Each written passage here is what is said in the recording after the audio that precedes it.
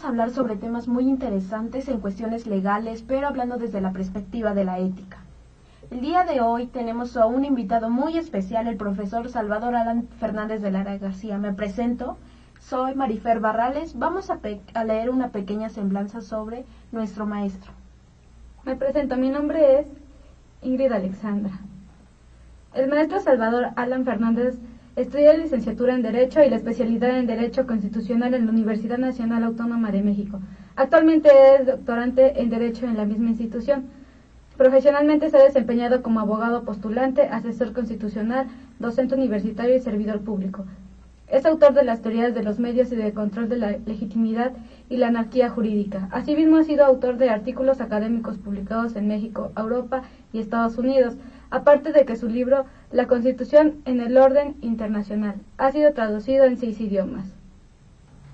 Pues un gusto estar aquí con ustedes, muy contento, muy a gusto, muy Agustín Iturbide, ¿verdad? Como dicen por ahí, de ser pues el padrino de este programa, obviamente, escolar, universitario, jurídico y obviamente hablando de la ética. Muchísimas gracias por la invitación. El día de hoy estamos con un tema muy importante, destacando nuestro libro del cual vamos a hablar hoy, con nuestro tema de la ética a partir de la visión de Fernando Savater. Nosotros, tenemos la duda, o algunas dudas de ese libro, el por qué lo escribió, el por qué esto, el por qué el otro. Le vamos a hacer unas preguntas y ya. Para Fernando Savater, ¿qué interpretación le da el autor hacia el lector? A ver, ¿cómo no lo entendí? Sí, ¿cuál es la interpretación que le quiere dar a los lectores?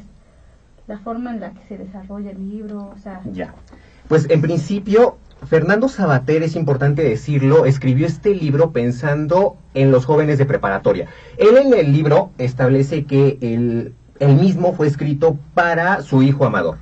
Él lo establece así, pero realmente en la tercera parte del libro, que se llama Ética de Urgencia, que salió en el 2012, él señala que este libro fue escrito para jóvenes de preparatoria que estaban saliendo literalmente del huevo. ¿Por qué? Porque lo publica en un momento en el que España, recordemos que Fernando Savater es español, en el que España obviamente se está liberando de la dictadura franquista, la dictadura que pues por varios años llega, de hecho llega apoyado del auspicio de Hitler y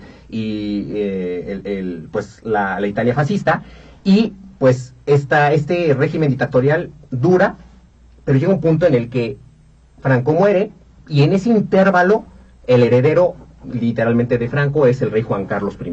Entonces aquí se abre la democracia, y entonces surgen estas situaciones, pero obviamente, ¿cómo vas a tomar la democracia y que implica la libertad si no tienes conciencia de tu libertad? Entonces, finalmente, por eso lo hizo Savater, también pensando obviamente que su materia era la ética. En la universidad, en distintas universidades que él dio, su materia era la ética. Entonces dijo, ¿qué puedo hacer para mejorar pues este sistema y obviamente dar mi granito de arena para la libertad y la democratización de España? Y es con esto con lo cual pues Fernández Savater crea este libro, obviamente para formar a esos futuros ciudadanos de España, para que pudieran ejercer su libertad y la democracia, la elección de gobernantes. Okay. También teníamos, otra pregunta, que es el porqué de pensar 2 veces al hacer las cosas. Ahí lo dice en el libro. Ok, es correcto. Fernando Savater habla mucho de pensar 2 veces, pero antes creo que de hablar de todo esto, tenemos que decir qué es la ética. No podemos, obviamente el libro se llama Ética para Amador, como ya dijimos, porque estaba en apariencia basado o escrito para su hijo Amador. Evidentemente, ¿qué es la ética? ¿Qué entendemos por ética? Ética surge del griego ethos, que es comportamiento, obviamente, costumbre. ¿Y qué implicaría la ética? Obviamente implicaría aquel ideal del comportamiento humano, y obviamente lo que tiene que ver con lo bueno, con lo correcto. A diferencia de la moral es un latinismo, de hecho, que dice prácticamente lo mismo que ética, es como la traducción latina del griego ethos, y entonces tenemos que decir que la moral cambia, ¿no? O sea, sí es lo bueno, pero para una sociedad. Entonces, digamos que la ética y la moral tienen una cierta distinción en esta parte de, cuando hablamos de ética, obviamente pensamos en la moral, pero tal cual las dos tienen una distinción totalmente diferente. Es correcto. La ética es un ideal, prácticamente, un ideal. La moral va a partir de la ética, sí, pero la moral va a cambiar. La ética y la moral fueron creaciones humanas. La ética fue una creación griega, de hecho el creador de la ética es Aristóteles, y al mismo tiempo la moral, a diferencia de la ética, que es una idea, la moral sí existe, tal cual, pero va a tener sus puntos débiles y va a evolucionar o va a involucionar con respecto a, va evolucionando, va pues progresando la misma sociedad. Entonces, en ese sentido, no hablamos de la misma moral ahorita que antes. En algún momento, ustedes y yo platicamos, por ejemplo, que en el caso de la moral, no es la misma la moral de ahorita que antes. Por ejemplo, hace 10 años a los homosexuales no se les respetaba, se les discriminaba. Ahorita no, al contrario, si los discriminas es muy mal visto. Entonces, obviamente, ahí vemos cómo la moral va cambiando. Dijimos, por ejemplo, también que la moral va a cambiar de lugar en lugar. No es lo mismo una mujer infiel aquí en México, ¿no?, que una mujer infiel en un país islámico donde seguramente la van a apedrear. Entonces, es más, esa situación de apedrearla en México sería mal vista y sería algo ilegal. En el caso de un país islámico es bien visto, es correcto, hasta es religiosamente correcto. Entonces hay que ver esa situación. Ahora, hay que recordar algo, la ética es una creación humana, sí, pero es antropocéntrica. ¿Qué implica esto? Que el centro de la ética es el ser humano, no el perrito. Yo puedo ser muy bueno con los perritos, con las plantitas, y sí, pero puedo ser un desgraciado como ser humano. El objetivo de la ética es pensar en el otro, en los otros y en mí mismo, y obviamente para poder ir creciendo. En este entendido también hay que entender que obviamente, éticamente vas a cuidar al medio ambiente, vas a cuidar a los perritos, vas a cuidar a todo, no por ellos, como se está viendo ahorita, no de una forma biocentrista de los seres, sino pensando que si no cuido al medio ambiente, si no cuido a los animales, no me voy a cuidar a mí mismo porque estoy destruyendo al medio ambiente y por tanto vamos a destruir a todo, bueno, el hábitat donde estamos viviendo los seres humanos. De eso parte la ética. No confundir el hecho de darle croquetas a los perros o cuidar a los perros. O sea, eso pues sí habla de que eres una persona quizá buena, de buen corazón, pero no una persona ética. Es muy distinto. Ok, también teníamos la duda. Pero no te contesté la pregunta. Vuelven a hacer porque ya se me olvidó. Que ¿por qué el libro habla de de pensar dos veces las cosas? Ok, ahora retomando esa parte, algo importante que nos distingue a los seres humanos de los demás seres, que es el raciocinio, la inteligencia. Obviamente, si somos unos seres humanos, vamos a ser inteligentes. El perro no es inteligente. Siente, sí, pero se mueve por instintos, nada más. Una hormiga se mueve por instintos. Un alacrán te va a picar no porque le caigas mal, ¿no? Te va a picar porque, pues, piensa que se ve atacado o estás atacando su territorio. Entonces, te va a atacar, no porque le caigas mal. Un león va a hacer lo mismo, un tigre es lo mismo. Y en el caso de los seres humanos, pues, obviamente, nosotros atacamos. Puede ser por esa parte, porque tenemos una parte instintiva, una parte animal. Recordemos que el ser humano es un animal pensante, pero al mismo tiempo puede ser porque nos caiga mal a alguien o porque queremos hacerle daño a alguien, porque hay maldad. Entonces, en este entendido, nosotros, los seres humanos, sí tenemos la libertad de pensar varias cosas, una decisión, para llevarla o no llevarla a cabo. Esa es la libertad. Decimos que los perritos, los leones son libres. No son libres, porque la libertad incluye el hecho de pensar las cosas, de razonar las cosas. Nosotros sí somos libres y podemos decidir si morder o no morder. El alacrán no va a pensar si morder o no morder, te va a picar y punto, ¿no? Es esa situación por la que nosotros debemos de pensar 2, 3 o más veces las cosas. ¿Por qué? Porque una acción va a tener una reacción. Y esa decisión o esa reacción va a tener consecuencias en tu vida. Entonces tienes que pensar varias veces las acciones que vas a llevar a cabo o que quieres llevar a cabo para evaluar si son correctas o incorrectas. Entonces por eso es muy importante esta situación, que bueno, los jóvenes se van de fiesta, hacen muchas cosas sin pensar en las consecuencias. Vimos en Puebla la situación del muchacho que fue agredido por alumnos de la Universidad de Anáhuac. Ellos no pensaban las consecuencias, simplemente se sintieron agredidos o les cayó mal y lo golpearon. ¿Qué hubiera pasado si hubieran meditado qué pasaba si golpeaban a este sujeto? Pues seguramente no lo hubieran hecho, ¿no? Y entonces, si no lo hubieran hecho, pues ellos no estarían prófugos de la justicia o en prisión, algunos. Entonces, el raciocinio es esa situación que va a diferenciarnos de los demás seres vivos y obviamente lo que nos da la libertad. Y en este caso, por ejemplo, ¿afecta en tu vida diaria, bueno, a lo mejor tu círculo social? Como el... Sí, ajá, por ejemplo, la ética afecta de alguna forma en tu círculo social. Ya, sí, por supuesto. Obviamente la ética te va a afectar a tu círculo social, para bien. La ética va a afectar, y obviamente muchos te van a tildar, ay, moralista, ay. No, no, no. La ética va a hacer que no te juntes con ciertas personas.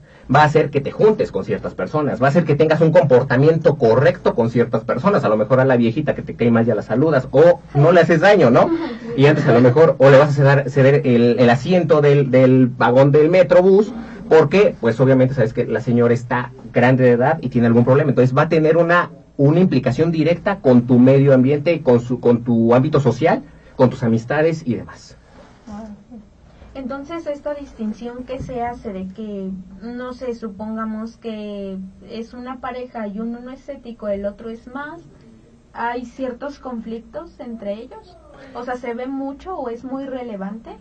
Por supuesto que es relevante. En principio, la ética, como dijimos, es un ideal. Entonces, obviamente, en una pareja, si una de las partes, por ejemplo, la mujer, es ética y el hombre no es ético, o la mujer es moral y el hombre es inmoral, evidentemente va a haber un choque. Porque a lo mejor la mujer lo va a respetar, va a cuidar de él y demás, y el hombre no. El hombre le pone los cuernos, la va a golpear, obviamente va a haber un choque. ¿Cuál es el objetivo de la ética y obviamente también de la moral? El objetivo es que vivamos en una convivencia sana. ¿Por qué? Porque si no hubiera un control de este tipo ético, que es interno, viviríamos en una selva, en una jungla. Y si, obviamente tenemos 4 clases de normas, las sociales, las religiosas, las jurídicas, las morales, todas son barreras para controlar nuestros instintos y nuestros impulsos, nuestras pasiones. Pero la ética es muy importante. Finalmente, todas estas 4 normas tienen un contenido moral. Todas. Y el objetivo de todas es que todos vivamos en sociedad. Si no existieran, por ejemplo, todos nos robaríamos. Decía, por ejemplo, saliendo un poco del libro, pero tiene que ver, Thomas Hobbes decía, Homo homini lupus. El hombre es el lobo del hombre. Rousseau dijo, el hombre es bueno por naturaleza, pero la sociedad lo corrompe. Finalmente es la misma idea, que el hombre perjudica al otro. Entonces tiene que haber ciertos controles para, valga la redundancia, controlar la actitud la actitud propia frente a los demás y lograr una convivencia sana y pacífica, y que no suceda lo que pasó con los chicos de la Universidad de Anáhuac, por ejemplo, ¿no? Sí, claro. Entonces esto nos conlleva a una frase muy relevante, bueno, al menos para mí, en el caso de haber leído el libro, en donde nos decía el arte de vivir. Supongamos que entonces en esta parte de la ética es eso, ¿no? Vivir en esa convivencia y en esa como que estar como que todos sanos, a eso me refiero. Si es una parte o si está bien esa interpretación de esta frase. Es correcto. De hecho, analicemos esta frase del arte de vivir. Es muy interesante. Como decíamos, si vivimos nosotros, nacemos y nos movemos totalmente, lo que creemos que es libre, hacer lo que se nos plazca, que eso no es la libertad. Si hacemos eso, va a haber un caos.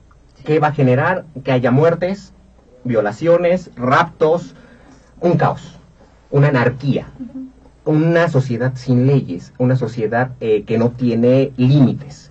Y entonces la ética sirve para eso, para que tú sepas qué hacer y qué no hacer, que pienses las cosas antes de actuar, justamente. Obviamente, te mientan la madre en el súper. Ah, perfecto, te mientan la madre en el súper. Tú decides si se la regresas, si te vas a golpes, o llamas a una autoridad, o no haces caso. Tienes muchas opciones. Tú no puedes, pues, decidir que te pase algo. Te mentaron la madre, tú no querías que te mentaran la madre, pero te la mentaron. Perfecto, ¿qué vas a hacer? ¿Qué decisión o qué actitud vas a tomar con respecto a eso? Y de eso parte la ética. Obviamente, si tomas una actitud agresiva, es probable, instintiva, agresiva, animal, es probable que pues tú salgas perjudicado. Entonces, tienes que pensar qué hacer. Y pensarlo 2, 3 veces para tener una actitud ética y obviamente el arte de vivir, y tú puedas seguir avanzando en la vida. Entonces en esta parte también nos habla sobre la toma de decisiones, es algo muy importante, pero nos habla en cuestiones de costumbres, de por qué alguien más las toma por ti, en esta, ¿qué podríamos como que tomar? O por ejemplo con este tema de los chicos que ahora ya se ve mucho que tienen mamitis, ya no toman sus decisiones por sí mismos, sino porque la mamá les dice.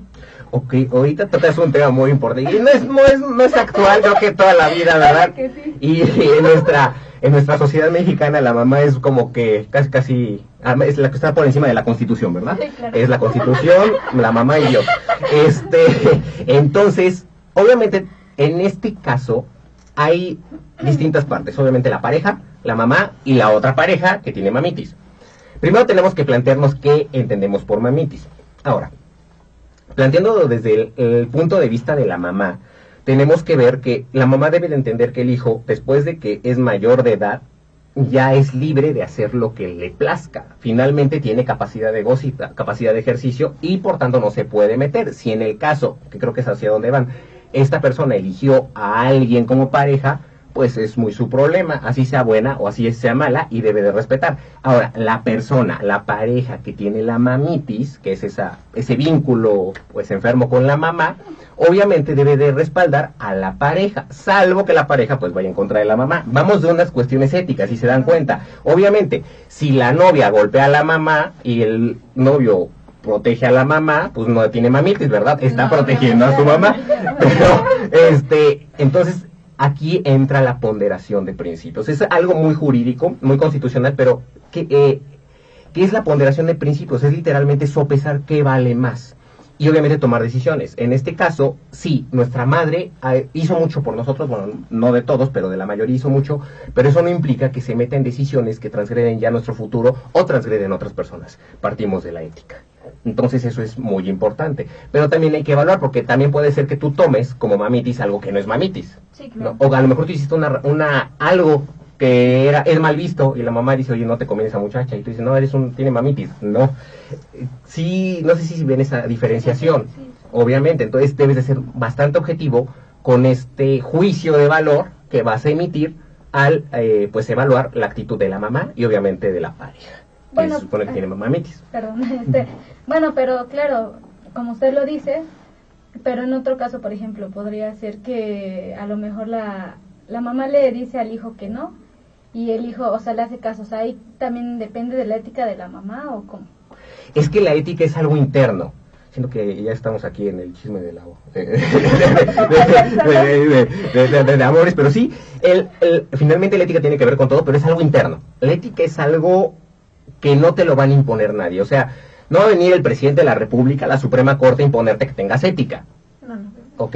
La ética es algo interno. Entonces vas a evaluar y vas a tener control de tus decisiones, de tus acciones, pero no de las acciones que tiene la mamá o el novio o el esposo, sino vas a tener pues control de tus acciones y tal vez le puedes sugerir algo, pero finalmente las acciones éticas de esas personas parten de ellos y ellos son los que evalúan esa parte. Ya depende de ti, desde una visión ética, qué hacer con respecto a las acciones que ambas personas tuvieron para contigo. Y por ejemplo, entonces, bueno, las personas entonces esperan algo como que de la vida, la recompensa de aplicar la ética. Como a ver. Sí. Por ejemplo, ok, yo hago las cosas bien, pero a lo mejor pues no, a lo mejor no me salieron las cosas como quería, o me pasó esto o el otro, y como que ahí se pierde la ética, porque la vida no les gratificó con algo. Ok, hay algo que dice Fernando Savater en el libro de Ética de Urgencia, en el último que sacó, sobre pues esta trilogía de ética. Él menciona que obviamente una persona que espera una dádiva, por ejemplo, las personas religiosas que actúan bien porque Diosito así lo dice y si no te vas al infierno, no son éticas porque es corrupción, finalmente es corrupción. Entonces, si tú buscas comportarte de buena forma, de forma ética, porque vas a obtener una recompensa, ¿no?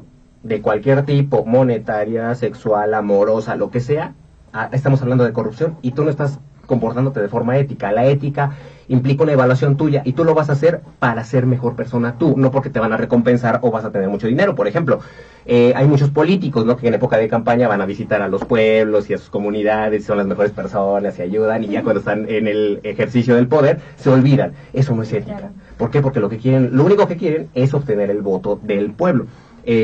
Obviamente quieren una dádiva. no es una función ética, y muchas veces decimos, ay, se tomó una foto conmigo el senador, el presidente, ay, qué buena persona, no quiere tu voto nada más. Entonces, la función ética no parte de retribuciones, de dádivas, de componendas, parte de la libertad tuya por ser mejor persona y por tener un mejor entorno para vivir. Y es importante, por ejemplo, en la vida profesional, cuando usted como profesional lo ha vivido así, ¿o cuál es su punto de vista? En mi caso, por supuesto que es fundamental. En mi caso, como lo leyeron, soy abogado. Y entonces es fundamental la ética en el ejercicio de la profesión. ¿Por qué? Porque en principio el abogado se desempeña no solamente en un juicio como abogado postulante representando, sino siendo juez, a lo mejor siendo investigador, académico, servidor público, político y demás. Finalmente es el trato con otros. Y se dan mucho los casos en el caso jurídico, por ejemplo, del típico abogado que le gusta corromperse y que le gusta pues venderse al mejor postor. Eso no es ética. Y obviamente, ¿qué genera esto? Que todos digan es un corrupto. Y sí, a lo mejor se pudre en dinero el abogado, pero muchos lo van a tachar de eso. El político corrupto va a pasar lo mismo. A lo mejor sí gana elecciones, pero va a llegar un momento que lo van a odiar. El juez, ¿qué va a pasar si se corrompe? A lo mejor su vida va a estar en riesgo. Entonces, evidentemente, al ejercer la ética profesionalmente, debes de ver al cliente, al médico sus pacientes, los psicólogos igual sus pacientes, el arquitecto sus clientes, desde una perspectiva en la cual tú vas a tratar a los demás como quieras que te traten a ti y como quieras que traten a los tuyos, a tu mamá, a tu hija, obviamente. Evidentemente tú no vas a corromper a alguien para que destruya a tu hija. Tú no quisieras eso, entonces ¿por qué lo vas a hacer tú? Entonces va a partir de ese supuesto, y obviamente el objetivo de esto es tener una sociedad, volvemos a lo mismo, en paz.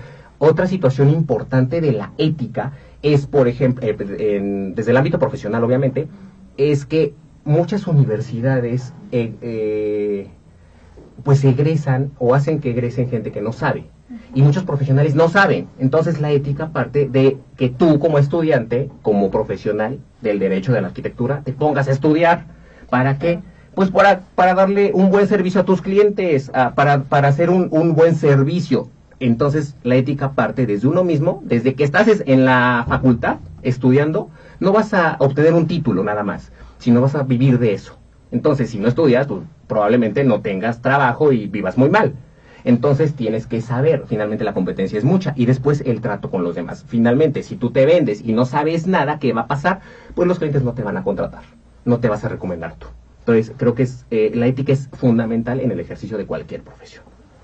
Hay un tema muy, muy importante que nos dimos cuenta que Fernando Savater habla sobre la vida sexual de las personas. No desciframos tal cual, pero nos puede comentar un poco sobre qué es lo que nos da a entender hablando sobre la sexualidad. Ok. Fernando Savater señala que los seres humanos somos una de las poquísimas especies que tiene relaciones sexuales no solo para procrear, para que nos acabe la especie, sino por placer, porque nos gusta, ¿no? Entonces, partiendo de esta idea de las relaciones sexuales, de que lo hacemos también por placer, es más, entre paréntesis, ustedes pueden ver que, por ejemplo, hay animales que se reproducen en una época del año, solamente en esa época, después ya no, porque no lo hacen por placer. Es una cuestión instintiva meramente, pero nosotros lo hacemos por placer. En ese entendido, Fernando Savater lo quería entender, y volvemos a lo mismo, a la libertad. La libertad y la capacidad de decidir. Está bien, lo hacemos por placer, no está mal que lo hagamos, pero ¿lo queremos hacer con esa persona? ¿Lo queremos hacer de esa forma? ¿Lo queremos hacer con esa persona en ese momento? ¿Lo queremos hacer sin protección? ¿Lo queremos hacer con protección? Ok, ¿qué va a pasar si lo hacemos y después, en el caso de las mujeres, salen embarazadas? En el caso de los hombres, la pareja o la pareja sexual termina embarazada. ¿Qué va a pasar si la otra persona tiene una enfermedad de transmisión sexual y me lo transmite?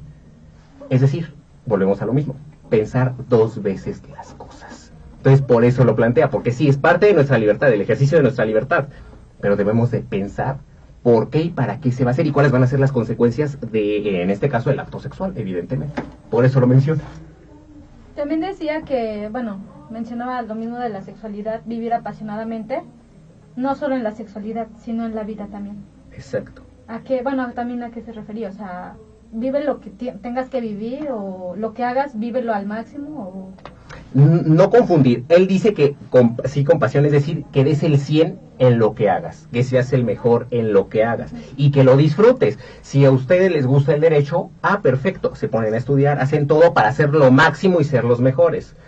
Igual, obviamente, en una relación sexual y en otros temas, obviamente. Esto implica no que vivas al 100 y te avientes del bungee, ¿verdad?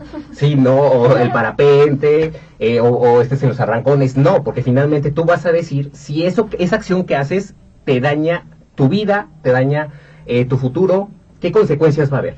Pero en esa situación, desde una perspectiva de libertad y de raciocinio, tú vas a vivir al máximo tu vida para disfrutarla, porque finalmente, como dice Sabater, venimos para ser felices. Entonces, parte de eso.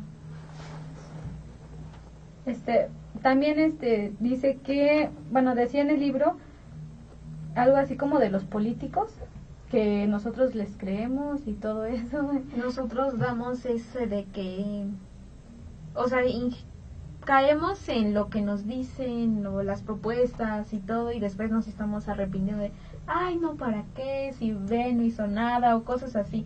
Nos habla sobre que los políticos a veces nos dan una buena cara, pero en realidad no es así.